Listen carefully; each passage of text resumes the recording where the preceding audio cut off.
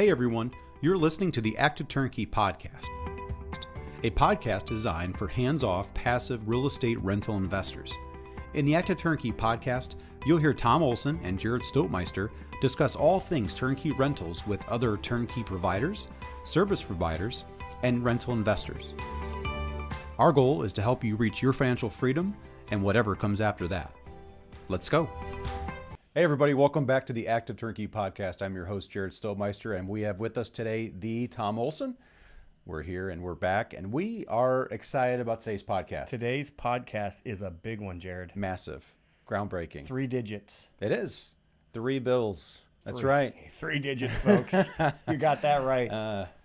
It's exciting. As a kid, you get excited when you turn a specific age, and it's 10, or maybe you become a teenager. That's always exciting. But we've turned 100. My kids tell me I'm not old until I turn 100.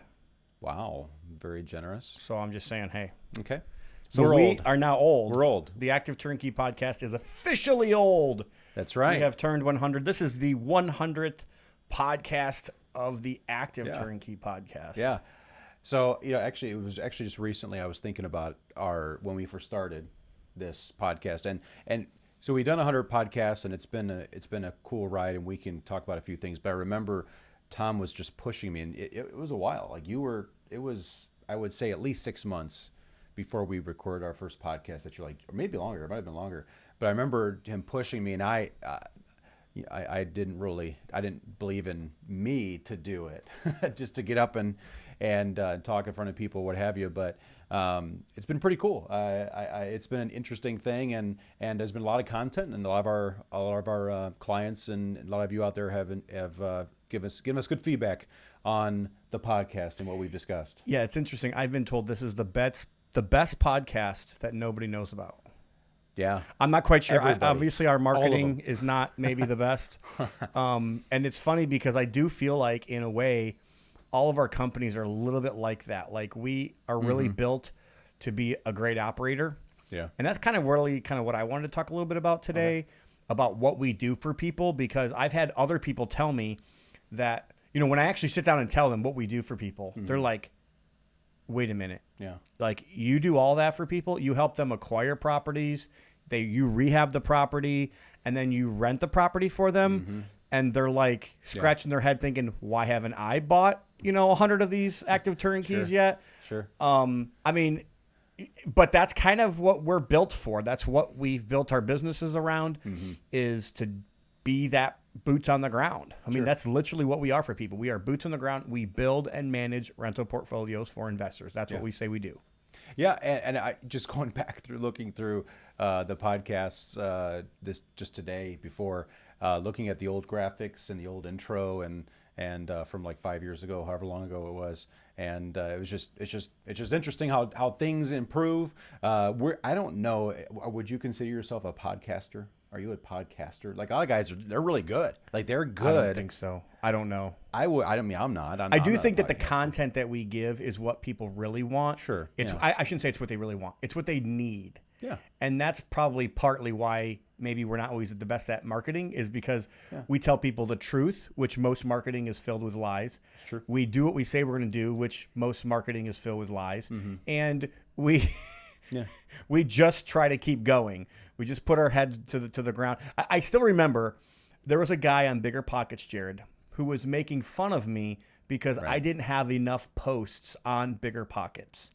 And it was interesting to me because I was like, I'm sorry. Like you're not a real guy. Right. Like, like I haven't. And at that time, I think we had sold like 1,300 or 1,400 homes. I think now we're right around 2,000-ish. And, and I'm like, I'm sorry. I've been servicing my customers. I've been making my customers money. I've been making all my private lenders private money payments. I've been, rehabbing houses. I've been getting them rented. I've been building a business. I've been adding another business. I've been, you know what I mean? Like, so I'm sorry that I don't have the time to spend, as I don't know what they call those people that are online, like robo, internet, whatever, gurus, That sounds fun. I'd like to be a robo. Keyboard, special. I don't know what they are. But I mean, it's interesting to me because a lot of the people that are teaching real estate, they have made way more money teaching real estate than they have made doing real estate. And they don't really help anybody. They might give somebody some tips, they might, but they're not really helping anybody actually do real estate. And that's what we do. I mean, here. Well, you said, it's what people need, but I will say there are times when you could have both. If you have a really good podcast, and for me, and getting into, I'm into scripture study, and there's some that I think are really good and helpful that I want and need. And so I think if you're really into real estate and you're really looking to grow, you can have a little bit of both. And I think there have been some guys who have given us feedback over the 100 podcasts that's what it's been able to help educate them, and they enjoy it. So I think that's and been don't great. Get me wrong, we need to get better at marketing. I'm not saying I'm not saying that we don't need to get better at marketing. I think we do. Easier for I definitely think we do need to get better at marketing. It's probably one of our weaknesses. Sure. But the problem is like I get inundated like every day. At least 200 people are reaching out to me telling me, you need to do this and with this company, and I'm like, guys, like every marketer out there just tells you whatever they want to tell you. Sure. And I've hired these marketers and I've gotten zero results half the time. So we are just bootstrapping it, figuring it out ourselves. We are getting better. Yeah. We're posting a lot more on social media with One Group Network. And we're doing we're just trying to do some shorts and trying to do some clips. So you might be seeing a little bit more of us over the next year or so. So we're excited about some of the things that we're trying to implement with OGN and the Active Turnkey podcast. Yeah, we've listened to some listeners in recent years. One of them talked about, even our set. They weren't really excited about our set, so we've put a little bit of money here in the set. Now it's a little more pleasing, a little more like other podcasts and such. But in the end, Tom's right. In the end, our goal has always been, however we were seated and whatever, even if we had a screen behind us with a big logo on it or whatever it was, our goal has been to bring value to you all, and really our focus has been mainly turnkey centric. I mean, to rental centric when it comes across the board, and we believe we've done our best to bring that to you, and we look forward to adding more in coming days. But we wanted to remind everybody what we do and what we're doing here with the Active Turnkey podcast, and also with our companies here. And so you wanted to jump in on that. Yeah. So I mean, Active Turnkey, it's literally a name I came up with. This is, if you hear Active Turnkey, I promise you, this did not come out until we started talking about Active Turnkey. And it was because I had gone to a bunch of masterminds and I had kept hearing this term called turnkey. And this was like in the 2010, 2011, 2012 type of range. And I'm like, what in the world is turnkey? What does that mean? I at one point, the only time I've ever heard the word turnkey before then, Jared, was an investor that I was flipping houses for. And I should say flipping. I was actually rehabbing houses for investors between 2007 and 2012. And that's kind of where I broke my teeth, is like it literally, rehabbing houses, being the contractor. I've been in construction since I was 12 years old. And I literally went to guys and I said, hey, if I could help you find good houses, I'll rehab them for you and find you the best realtor.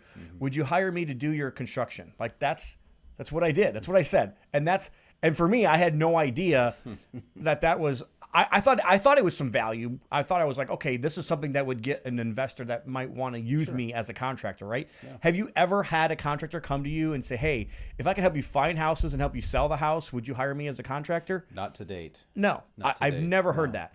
So that's what I was doing for people before I became a wholesaler. So I became a wholesaler, partnered up with a man in 2009, and we wholesaled a ton of homes together between 2009 and 2015. And during that period of time, I kept hearing turnkey, turnkey, turnkey. And again, like I said, the only time I had heard turnkey was from an investor that came to me and he was like, now I want this job to be turnkey. And I had to ask him, well, what does that mean? And basically what he was saying was like, I need everything included. And I was like, okay, wait a minute. Like, I'm not sure I want everything included. Yeah. So I decided to start writing very detailed line item scopes because I didn't want things to come up in the middle of them and then me be held responsible because it was turnkey, right? Yeah. And honestly, like it's kind of, I do think a lot of the marketers of the 2012 to 2015 era, that's all they did was market turnkeys. They didn't actually supply turnkeys. They didn't actually provide turnkeys. All they did is go around to other people like me and like other people that actually fulfilled and actually were the operators, and they would sell their houses for them. Yeah. And many times, like the total amount of profit that was available was like 15 grand, and they were taking half of it. Yeah. And at the end of the day, it was like, okay, this is not really something that's worth it. So then I started thinking, what's really better for these investors is what I have been doing for all of these fix and flip investors. So all the fix and flip investors, I was finding them houses, I was doing their rehabs, and then I was bringing the best realtor that I could to the table to help them sell the property. It was, in a way, turnkey flipping. Sure. Like that's kind of what we had. So I thought to myself, okay, this is a little bit more active, because everybody talks about passive income when it comes to rentals, and really there's no such thing as passive income when it comes to rentals. Real estate is somewhat passive. You have to still do some management, and there's some things. But I thought, okay, this is definitely more active than what a turnkey buyer would want. Turnkey buyers typically want everything ready to go. Sure.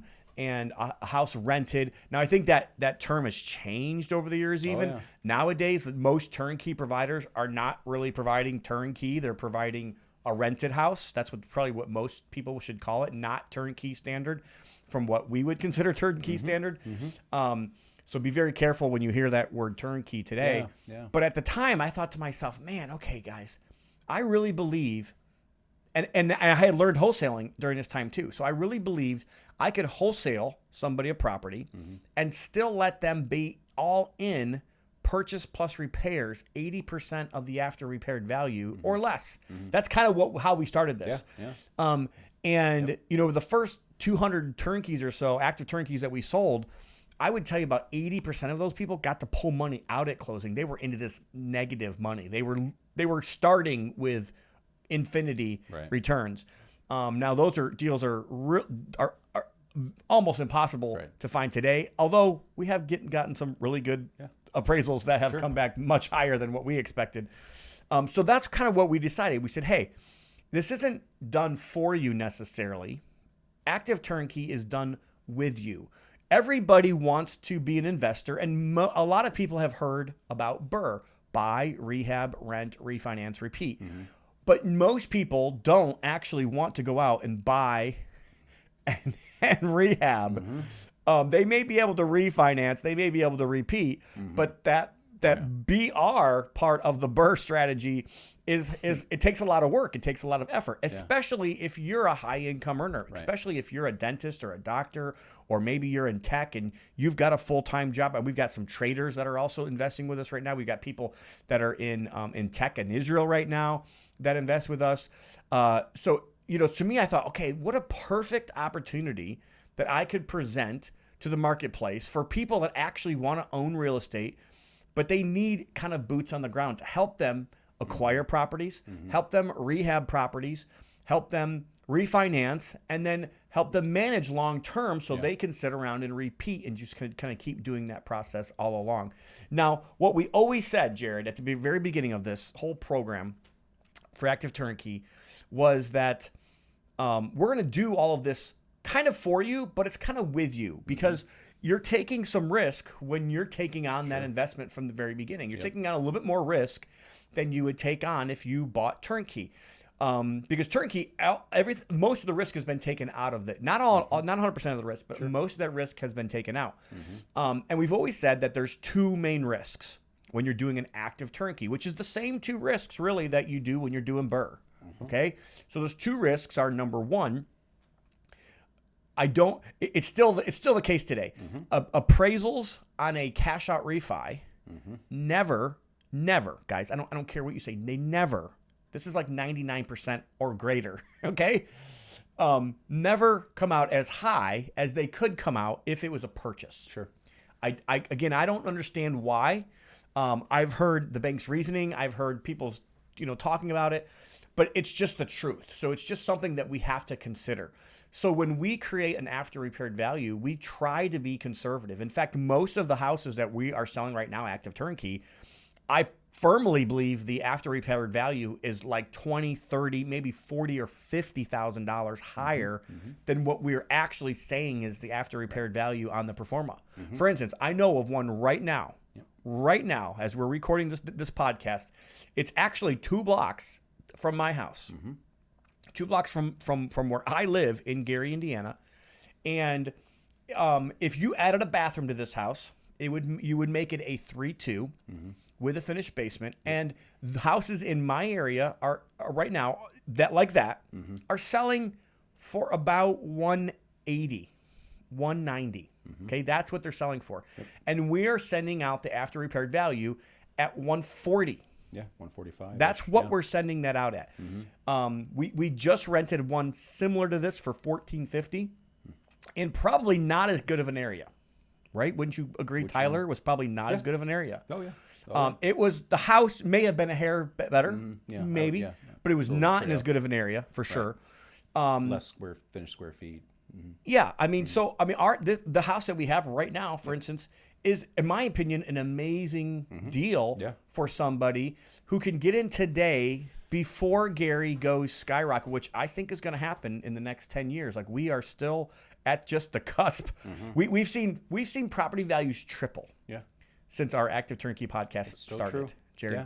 And I still believe that there is a possibility for them to double, maybe triple again in the next 10 years.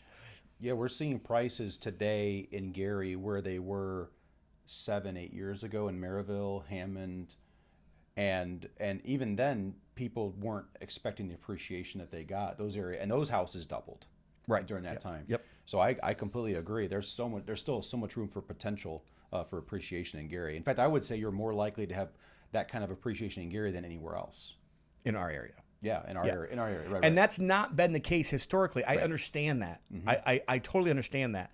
And there are pockets around the country that are like that. So we've just been excited. I do believe God's blessed us with that. But let's get back to the risks that we talked about. So the first risk is the appraisal risk, right? Yep. And then the second risk is, like, the rehab is on you. The rehab, if anything happens, right? You open up a wall, the city comes in, you find out that there's a bad sewer line. Whatever. I mean, there's a laundry list of items that can be in that realm, that when you start a rehab, you just don't know. And I'm telling you, from somebody who's done over 1,200 rehabs, like, this is not new construction. You cannot eliminate all the risks unless you demo everything down to the studs and then redo it, and then you know what it's going to cost. Sure. But it's going to cost a lot more than what we are sending out rehabs at. Yeah.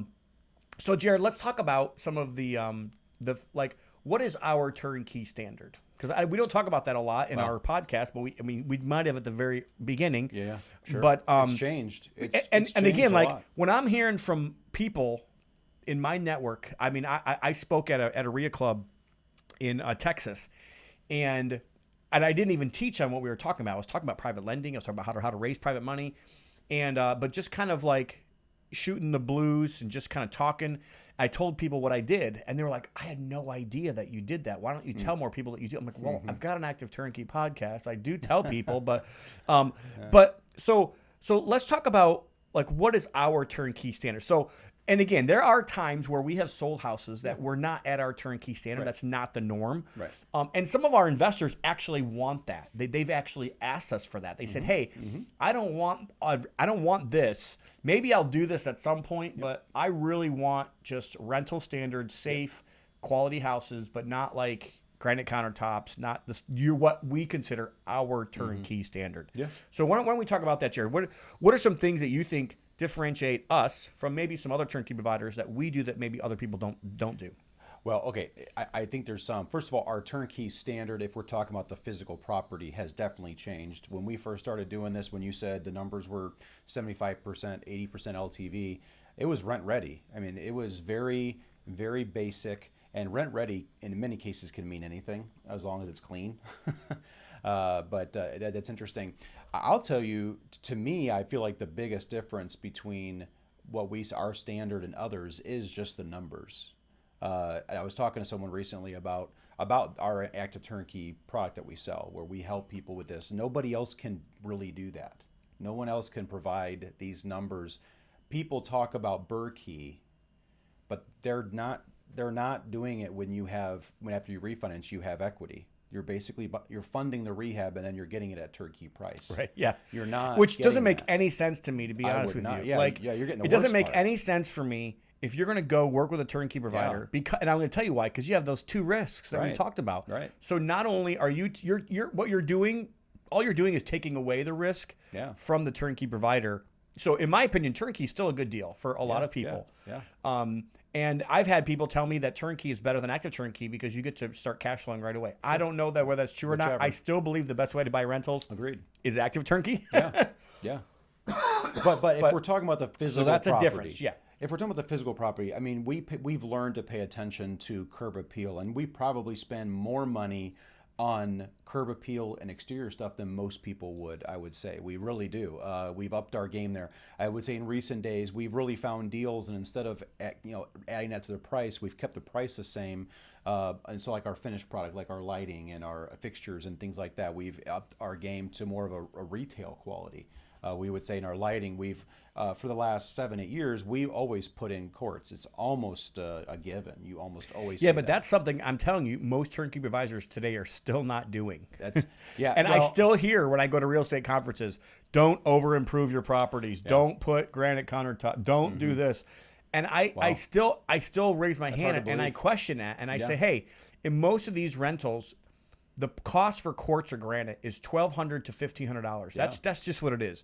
But the cost to put in Formica is like $600 to $800. So you can't talk about the $1,200 to $1,500. Right. You really need to talk about the difference. So that difference between Formica and quartz or granite is probably like $600 to $800. And I guarantee you, just for that, I used to say that was the number one thing that I would do.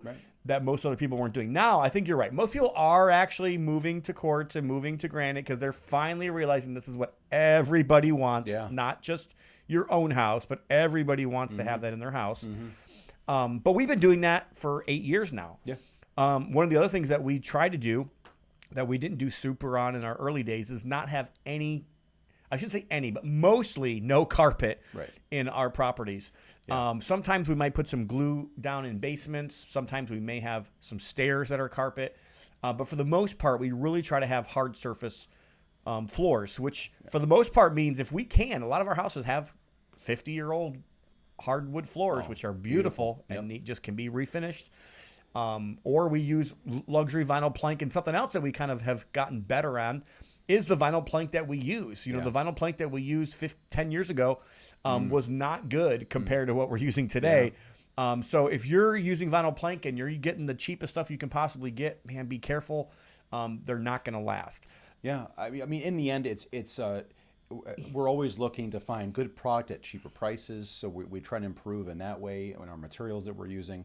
And I would say, it's the difference. But so you said the difference between Formica and quartz. Well, there's also the difference now in new rent and like lost rent. Exactly. So really, that's the big one. To me, it's like you're saying no to future. It's Formica doesn't typically stand up to test of it's very durable and so on. Some other improvements we've done. We've gone in and we put tile now in most tile surrounds in most of our bathrooms, and they're gorgeous. And the material it's like a marble we've been using lately, and we do probably for about 1.5 years now. But it's a beautiful finish, and in many cases we're using the same stuff in our flips. That's what's interesting. We may upgrade in a nicer area and use different types of things, but in the end, like what I would say is we have raised the finish of our turnkey product closer to retail today. And so, and frankly, I would tell you, I've said this for years, but tenants, they like HGTV too. They want to live in a house that's like that. And so, but by doing that now, you're able to push the top end of the rent and separate yourselves from other investors in the market. And because and then honestly, sometimes just the little details, like we normally almost always have been putting in tile backsplashes in kitchens as well. So that's something that a lot of people don't do. And even as everybody was changing finishes over the last couple of years, like lately we've been seeing lighter colors. And there's nothing worse than going into a rental that's like 15 years old and the color's like really dark and you're like, it's really dark in here. What's going on? So we try to change, to be brighter colors, nowadays. Also, even black finishes. So we do black doorknobs. We do black lights. And so even things like that most people don't think about.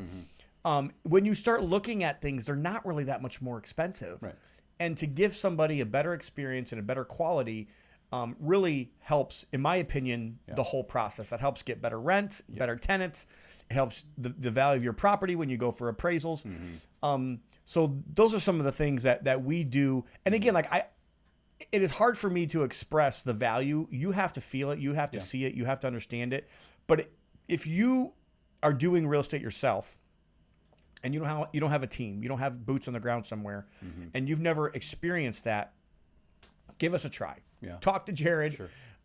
Jump on our website, onegroupnetwork.com. Email Jared. We have a guest we're hosting this week. We host guests all the time. That's right. Come out and see us. Yeah. And you know what, guys? It's not just about me when with this whole business. I always tell people, you know, people, and I don't disagree with this sentiment, but I also feel like there's some flaws in this.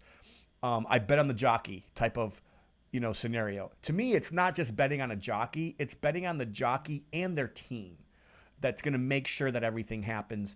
And to me, I think the jockey could be dead.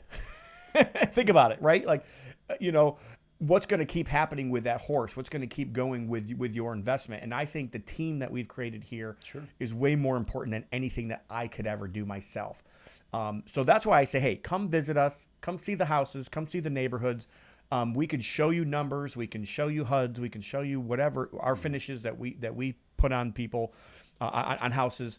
And really, that's the value that we're bringing. We're doing the work, the hard work that nobody really wants to do. Yeah, and I would say one of our core values is growth, and we are constantly looking to improve. So I mentioned materials, beating prices down, but also, I mean, Tom just came back from a trip just about 6 weeks ago. He was on a trip at a Mr. Landlord, right? At one of those events.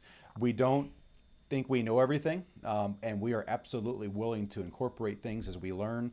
And so that's one of the things I usually say to investors, a local guy who is doing it on his own. Landlords are great. I'm always amazed and shocked at a landlord's lease when we take them over. They're so simple, and they're missing so much information, so many things that we're adding, so many ideas. You really want to have somebody, whoever your property manager is going to be, who's willing to learn and incorporate new stuff constantly, paying attention to what's going on, what's working, what other people are doing around the country, and looking at trends. And so we're talking about paints and different things like that. What's happening? Are they willing to change things and improve? And so that's one of the things I would say that we do as well as we're trying to help you build your portfolios. Last thing I would say is certainly the market. Oh, you know, we've been doing this 100th podcast, and there's been a lot happening. You know, halfway through the podcast, I mean, we couldn't keep houses on the shelves, right? I mean, it was just crazy how fast things were going. And well, I've been surprised with Active Turnkey, because we have been able to. We've had some of our clients buying them, but I've been a little surprised at some investors choosing to not buy Active Turnkey because of the market. And I still think it's from me as an investor, as someone who I still buy.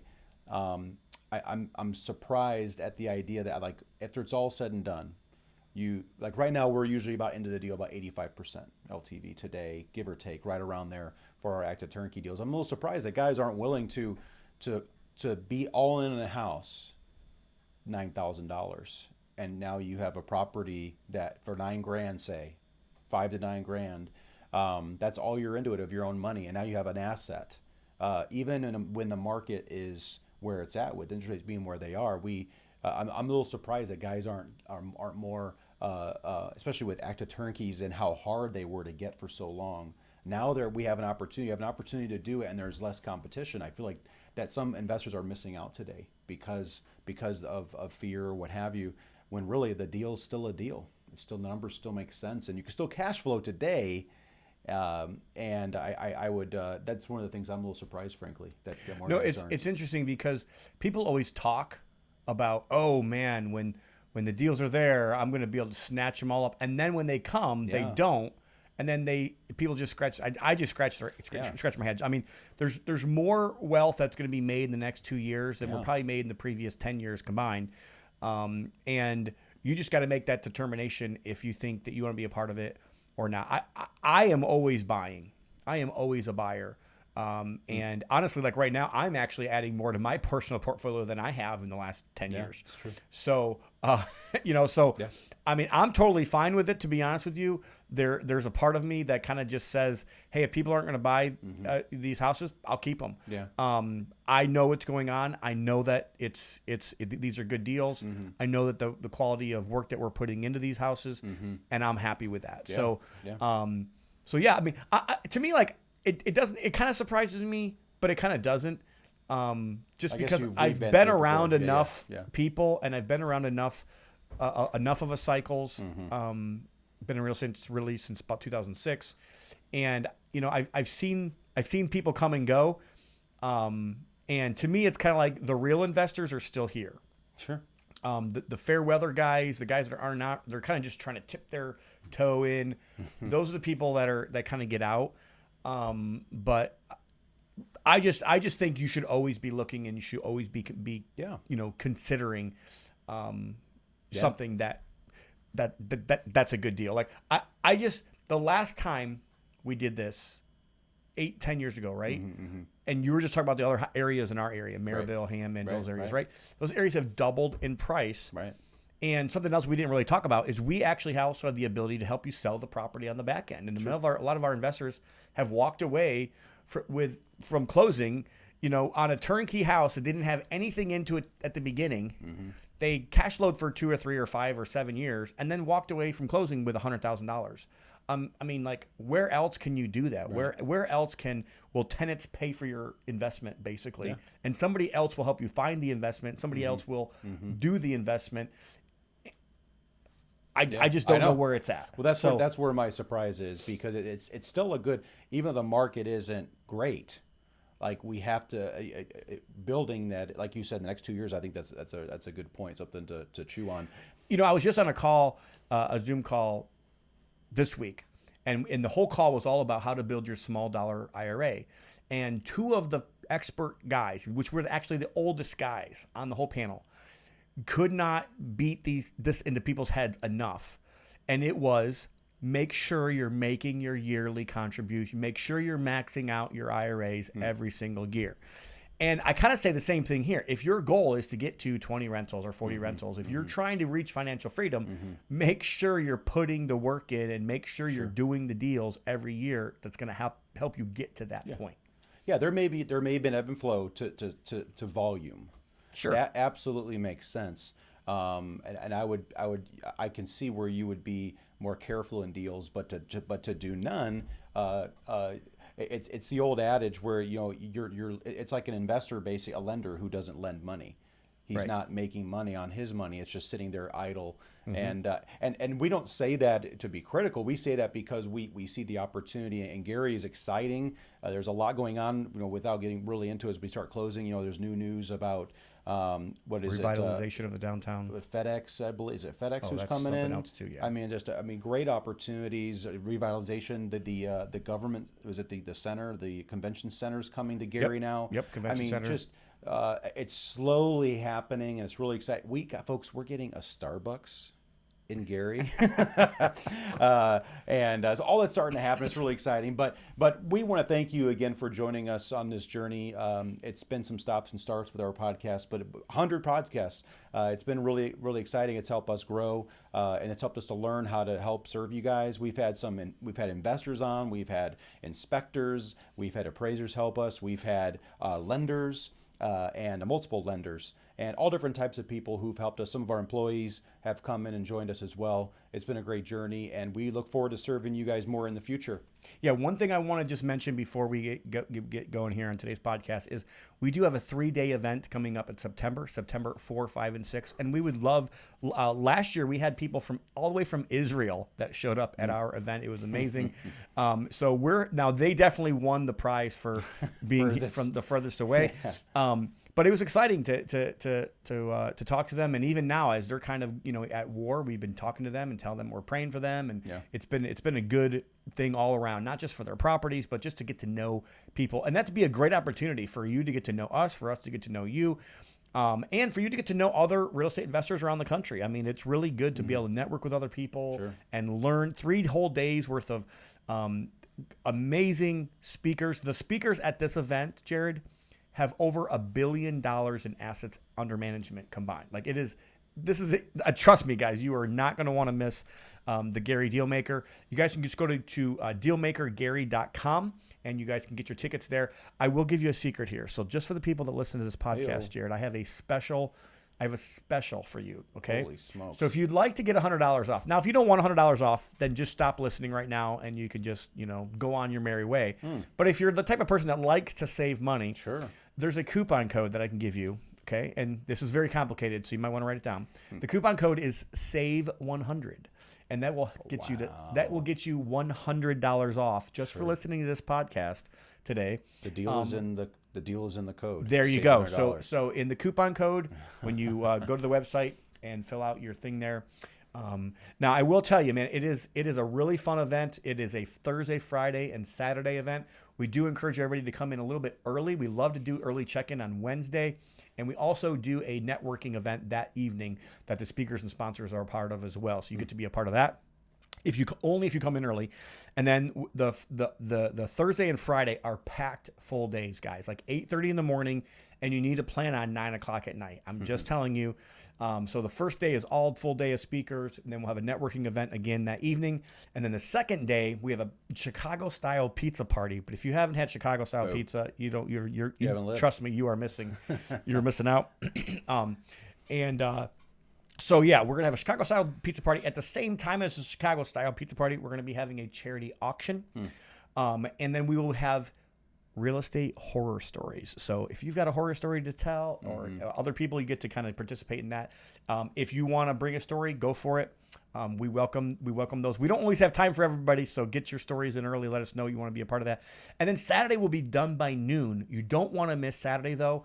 We have a super inspirational speaker that's going to be speaking in the morning, and we're going to do a mastermind with everybody here in the room, and then a Dealmaker leader panel, and then we'll be done by noon. So if you fly in, get your tickets to fly out about 4 o'clock or later on Saturday.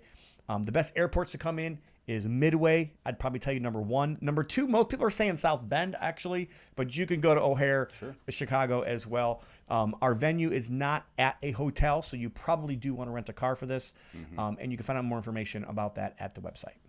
Lastly, we do build rental portfolios for investors. So if you're interested in getting started or you're looking for a new market, we can help you with that. You can visit our website at onegroupnetwork.com, and you can join our buyers list, and you can see our deals as we sent them out to our list, and you can do that. And again, that you can contact me, and again, we do host people. We have someone coming in tomorrow that I'm going to take out for about 5 hours. We'll go out to lunch, we'll see all the areas, get to touch the properties and so on, and so you could do that as well. And we can help you. We do provide turnkey products or properties or active turnkey properties. We love to try to help you as you're trying to grow your portfolio. Thank you so much for joining us on this journey, 100 podcast, and we're looking to do more in the future. Thank you so much.